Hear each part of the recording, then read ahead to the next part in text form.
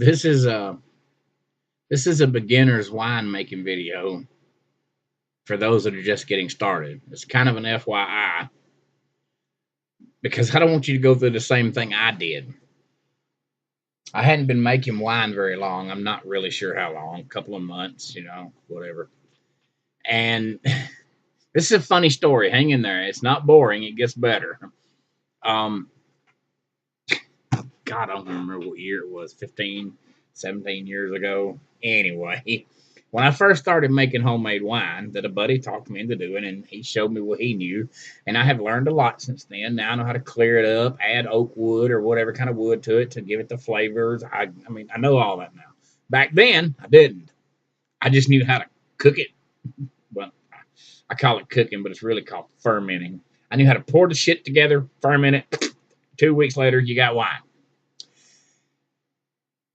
I was on my second or third batch, and I had drank some of it and got really, what's the word I'm looking for? Messed up, for a clean word. Gave me one hell of a buzz. And I was so proud. It was like the 4th of July or something coming up, and all my buddies showed up at the house, and we all grilled. We had like bratwurst, hot dogs, hamburgers, steaks. The kids ate whatever. We ate whatever. And anyway, we all got all full while we sipping on beer. And we wound up, our apartment complex, let me back up a little bit. Let me rephrase that. Our apartment complex was shaped like an L. I mean, literally went. And it was 12 apartments, 6 on top, 6 on bottom. And at the very end, closest to the road, was a porch. Nobody had porches. That was the porch. That's where everybody went. If you want to sit on a porch, drink beer, smoke a joint, play guitar, that's where you went, is the porch. So we all hung out on the porch after we all got done eating.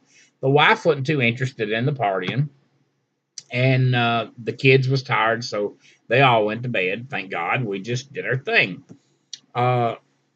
Anyway, to make a short story really super long, we're all up there, and everybody that was there drank a glass of my wine, a literal, maybe a 10-ounce, 8-ounce cup, like a cup of coffee. And they loved it, but they wasn't wine drinkers. They were more into the beer and whiskey. And I was like, okay, whatever. I knew what I had created, and I knew what it would do. So I left all that other stuff alone. I just drank my wine and smoked part of that joint that they was passing around. I'm just saying, I love me some marijuana back then. I still do, but I quit for the cause. Pause for the cause. Quit till it's legit. That's my saying. Anyway, sorry, I did not mean to make a devil sign. Do that again. We all sit around, play guitar, sang, doing our thing, Where we lived, it was quiet. Nobody bothered us. It was in the middle of town. That was the weirdest part.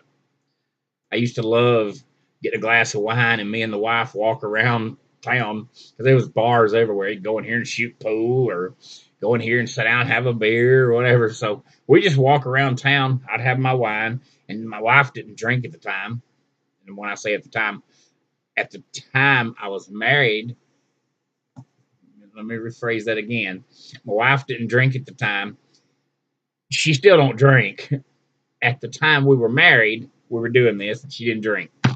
God, I hate ADD. Attention deficit sucks ass. Anyway, so we would walk around town and enjoy the bars. I mean, there was 6, 8, 10 of them. And we'd stop, like I said, shoot pool at one, just hang out, just whatever. And we'd make loops. And then we'd stop at the house. I'd pour me another glass of wine that I'd made, and we'd make loops again. That's what I was used to. And I could not wait till that 4th of July for all my friends to try my wine. And they all loved the taste of it. They just weren't wine drinkers. They'd rather have their beer, and they'd rather have their whiskey and their joint of marijuana. That was our drugs and alcohol of choice at the time. Forgive me, Father. I did not call marijuana a drug. That was our head change of the time.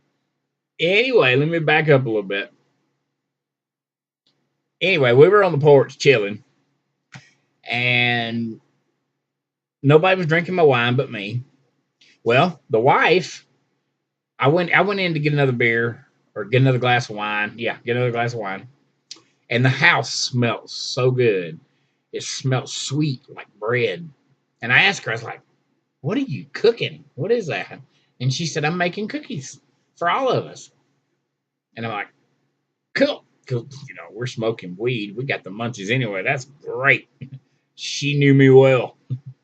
So she got her a plate out for her, got her a plate out for the son, and brought us a big platter full of cookies.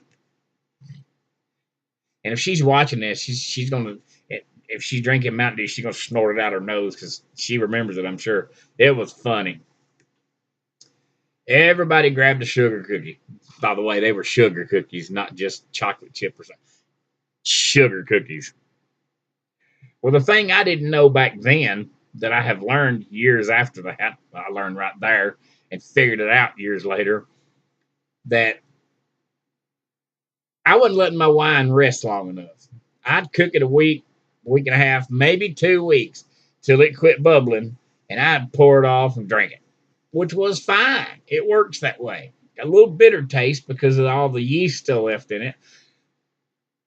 But when you drink, you want a head change. You don't care about all that. Well, I learned my lesson this night.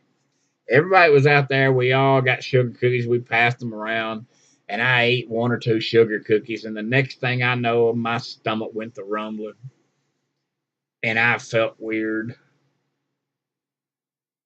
I'm getting somewhere with this. Hang on. And the next thing I know, I got stuff spewing out my mouth, my nose. It felt like it was coming out my eyes and ears too. And I just stood there. I wasn't throwing up. It wasn't like it wasn't a puke or something. It was just, I was just like, and it was just coming out to me.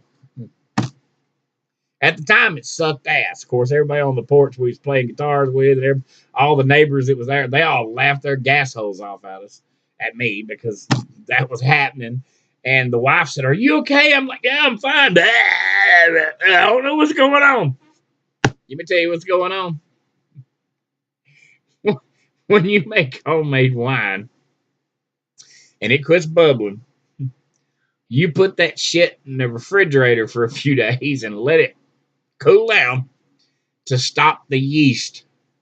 Because if there's any live yeast left in that wine and you add sugar, which I ate sugar cookies, to that,